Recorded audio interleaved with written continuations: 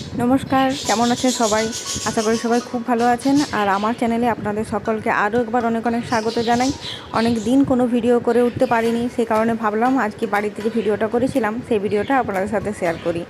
আর এখন যে পরিবেশটা দেখাচ্ছি এটা আমার রুমের জানলার বাইরের পরিবেশ।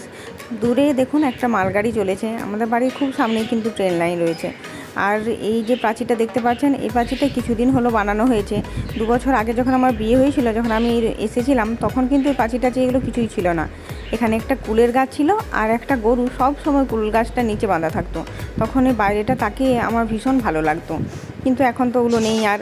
আর আবার আমাদের ফিরে যাওয়ার টাইমও হয়ে এসেছে, সেই কারণে ট্রলিগুলো অল্প অল্প করে গোছাচ্ছি।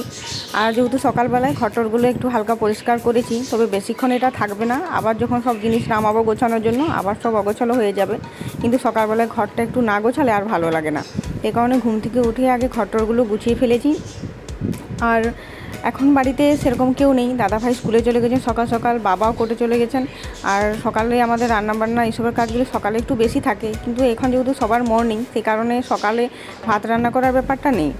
আর এটা হচ্ছে আমাদের উপরের কিচেন। এখানে আমাদের রান্নাবান্না কিছু হয় না। এখানে একটা ফ্রিজ রয়েছে আর ফিল্টারটা রয়েছে। আর এখানে কিছু ঠাকুরের মূর্তি রয়েছে, মা এখানে পুজো করেন প্রতিদিন। আর ওপরে এই ফ্রিজটাও সেরকম ইউজ করা হয় না, খুব অল্প স্বল্প জিনিসই এখানে থাকে। আর এখন তো প্রচণ্ড গরম, জলের বোতল থাকে। আর এই রুমটাতে দিদিভাই আর সোনা এখন ঘুমোচ্ছে, তো ভিতরে অনেক অন্ধকার, তাই আর ভিতরে গেলাম না। এখন তো স্কুল ছুটি, গরমে ছুটি পড়ে গেছে, সেই কারণে একটু বেশিক্ষণ ঘুমোচ্ছে, নয়তো সকালে উঠে স্কুলে যেতে হয়। যাই হোক, এখানে রয়েছে আমাদের একটা বেসিন আর এদিকে রয়েছে ওয়াশরুম। ছাদটা আপনাদের পরে ঘুরিয়ে দেখাচ্ছি। এখন যাচ্ছি নিচে। আর এখানে যত নিউজ পেপার, পুরনো প্রতিদিন যে নিউজ পেপারগুলো বাড়িতে আসে সেগুলো এখানে জমা করে রাখা হয়েছে। আর পেছন দিকে প্রচুর গাছপালা, ঝোড় জঙ্গল রয়েছে। আর এখন দেখছি এর পিছনে একটা বাড়িও বানাচ্ছে, আগে ছিল না। আর মা এখানে বসে ঝুড়ে ঝুড়ে করে আম কাটছেন। এই আমগুলো দিয়ে একটা তেল আচার বানানো হবে। আগেই মিষ্টি গুড়ের আচার, এমনি তেলের আচার সবই বানানো হয়েছে, এঁচোড়ের আচার। আর এই আমগুলো ঝুরি ঝুরি আচার বানানো হবে। মা অনেক ভালো আচার বানায় আর ভীষণ টেস্টি হয় মায়ের বানানো আচার। আমি সাথে প্রতিবারে নিয়ে আসি, এইবারও নিয়ে এসেছি। আর নিচেটা এখন একটু অগোছালো আছে, যেহেতু সকালবেলা এখন কারো টাইম হয়নি। সকালে উঠেই খাবার টাবার বানানো, দাদাভাই টিফিন বানানো, এইসব কাজগুলো যেহেতু থাকে, সেই কারণে সকালবেলায় ঘরটা পরিষ্কার কাজগুলো এত জলদি হয়ে ওঠে না। আর এই ফটোটা আগের বছর গ্রীষ্মকালে বাড়ি এসেছিলাম, আর তখন উড়িষ্যার এক মন্দিরে গেছিলাম, ওখানেই এই ফটোটা তোলা হয়েছিল। আমাদের বাড়ির ফ্যামিলি ফটোতে শুধুমাত্র এই ফটোটাতেই আমি আছি। আর এটা বাবার টাইম মেশিন, এটা ধুলো টুলো হয়ে যাবে, সেই কারণে ঢাকা দেওয়া আছে। আর এই রুমটাতে দাদাভাই টিউশন পড়ান, সেই কারণে বইপত্র সব এগুলো দাদাভাই জিনিসপত্র রাখা রয়েছে। আর এখানে তো ওই পুরানো অ্যাকোয়ারিয়ামটা রয়েছে, এতে কোনো মাছও নেই, জলও নেই, মাছ টাছগুলো সবই মারা গেছে। আর নতুন করে মাছ নিয়ে আসা হয়নি। একটা বড় মাছ ছিল, কিন্তু সেটাও আজকাল মরে গেছে, সেই কারণে আর মাছ নিয়ে আসা হয়নি।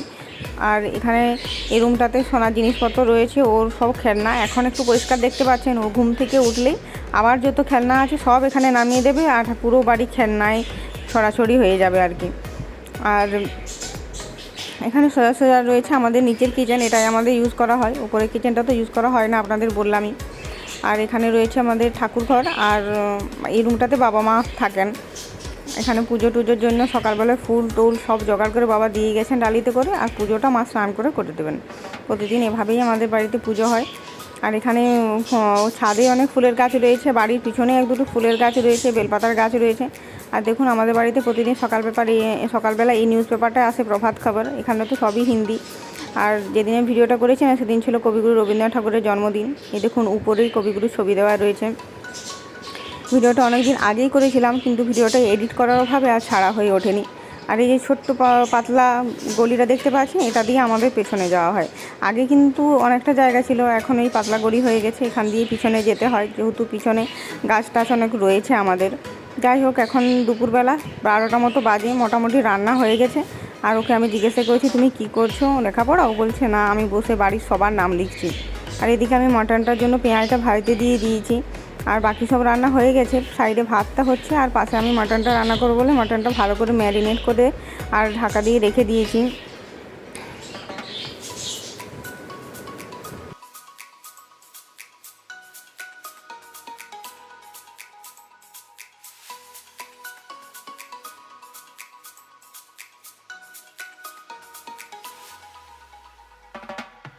পেঁয়াজটা আমি ভেজে মাটনটাকে একটু একটু কষিয়েছিলাম, তারপর আমার হাজব্যান্ডকে বললাম, ও একটু করে দিচ্ছে আর কি। মাটনের কালারটা কিন্তু ভীষণ ভালো এসেছে। এখানে মাটনটার স্বাদ যেরকম হয়, আমরা গুজরাটে যে মাটন খেয়ে থাকি তার স্বাদ কিন্তু একদম এরকম হয় না। আমার হাজব্যান্ডের মাটন ভীষণ পছন্দের, তাই ও বাড়ি এসে মাটন খাবেই। আমিও ভালোই বাসি, আগে অত ভালো লাগতো না আমার মাটন খেতে, কিন্তু এখন আমার ভালোই লাগে। আর এই ভাইটা হচ্ছে আমাদের পাশে বাড়ি, ওর ও এঁচড় কাটতে গিয়ে ওর হাত কেটে গেছে, সেই কারণে ওকে ওষুধ লাগানোর জন্য নিয়ে আসা হয়েছে আর কি।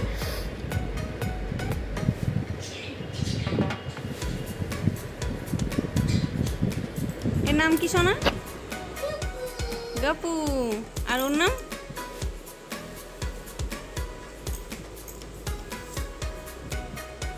এর কি নাম? এর নাম? হ্যাঁ না, এর নাম তো ভাও ভাও ছিল না। হ্যাঁ, আর ওই পিছনে ওটার কি নাম?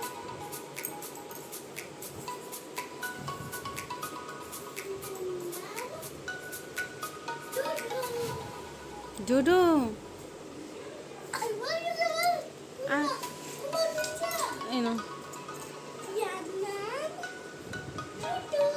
আর ছোট কাপুটা কই গেল? ছোট কাপুটা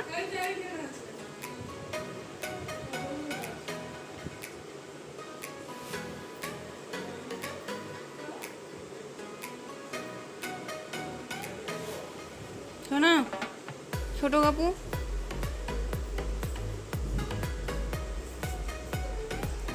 দেখেছেন পুরো বিছানা একদম খেলনা ছড়িয়ে একাকার করে দিয়েছে। আর এই হচ্ছে ও পাশে, আমাদের পাশের বাড়ির, ও খেলার সাথী, ওর সাথে খেলাধুলো করে সবসময়। আমি ওদেরকে বলছি হাই করার জন্য, ওই জন্য ওরা দুজনে হাই করছে।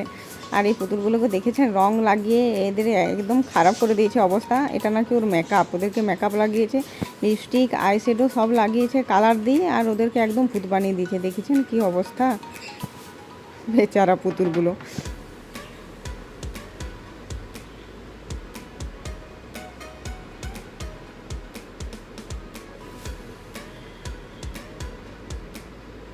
বাড়িতে নতুন পুতুল পেলেই ওকে বাড়িতে এসে আগে মেকআপ করতে হবে, তারপর পুতুলগুলোই এই হাল হয়েছে। পুরো বিছানাতে দেখেছেন ব্যাগ, টিউশনের ব্যাগ, স্কুলের ব্যাগ, খেলনার ব্যাগ, পুতুল একেবারে ছড়াছড়ি অবস্থা। এখন ওরা অনেকক্ষণ খেলাধুলো করবে, আর ওরা খেলাধুলো করতে থাক, ততক্ষণে চলুন।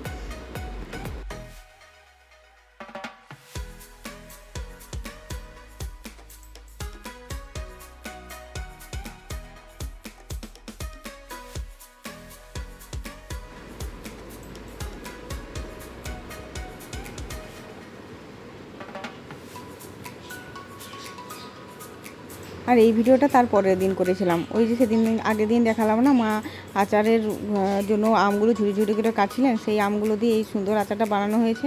আর আমাকে বললেন এটা ছাদে রোদে দিয়ে আসতে, সেই কারণে আমি ভালো করে এটা আগে মাখিয়ে নিচ্ছি। তেলটা একধারে গড়িয়ে গেছিলো, সেই কারণে এটা আমি মাখিয়ে নিয়ে আমার হাজব্যান্ডকে বললাম একটু ভিডিও করে দাও, আমি ছাদে যাচ্ছি এটা রোদে দেওয়ার জন্য। এটা ভালো করে মাখিয়ে আর ছাদে আমি এই জালিটা দিয়ে রোদে দিয়ে দিলাম। প্রচণ্ড রোদ, এই রোদের মধ্যে 1 মিনিটও ছাদে দাঁড়ানো খুব মুশকিলের ব্যাপার। এত রোদ হয়েছে, আর ছাদটাও একদম গরম হয়ে গেছে, আর আমি জুতো পরে আসিনি, সে কারণে আরও বেশি অসুবিধা হচ্ছে।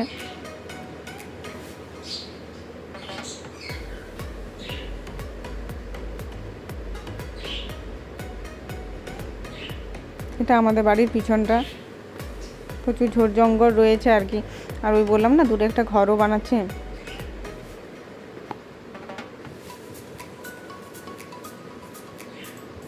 আর এখানেই রয়েছে ফুলের গাছ, আর এই যে রয়েছে দূর্বা ঘাস লাগানো রয়েছে, কারণ পুজো টুজোর সময় দূর্বা ঘাসের দরকার হয়, তো সেই কারণে দূর্বা ঘাসগুলো লাগানো রয়েছে।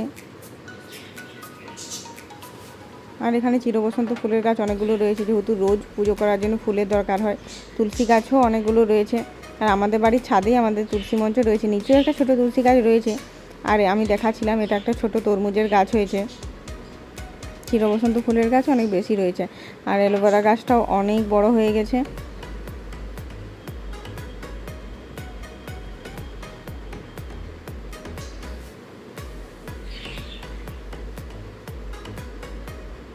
আপনাদের একটা জিনিস দেখা দাঁড়ান, এখানে যে পেয়ারা গাছটা হয়েছে ছোট একটা বালতির মধ্যে, আর 4-5টা পেয়ারাও ধরেছে। এই ছোটো গাছটাতে কি সুন্দর পেয়ারাগুলো ধরে, আর কি সুন্দর দেখতে লাগছে। এখন অনেক গাছ নেই, আগে কিন্তু অনেক অনেক ফুলের গাছ হয়েছিল। শীতকালের সময় পুরো ছাদটা দেখতে ভীষণ সুন্দর লাগে, চারিদিকে অনেক গাঁদা ফুলের গাছ লাগানো হয়। আর এই পেয়ারা গাছটাতে কি সুন্দর সুন্দর পেয়ারা ধরেছে, দাঁড়ান দেখাচ্ছে, যে এখানে দুটো, আবার নিচেও রয়েছে। এই ছোট্ট পেয়ারা গাছটাতে কত সুন্দর পেয়ারা ধরেছে।